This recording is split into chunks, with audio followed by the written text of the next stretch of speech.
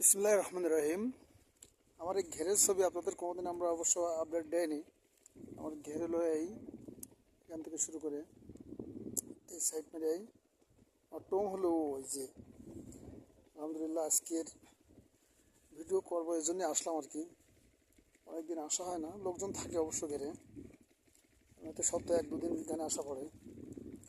এবছর ঘেরের আলহামদুলিল্লাহ খুবই ভালো, মোটামুটি ইনশাল্লাহ আপনাদের দোয়ায় রেল লাইন খুব ভালো হয়েছে।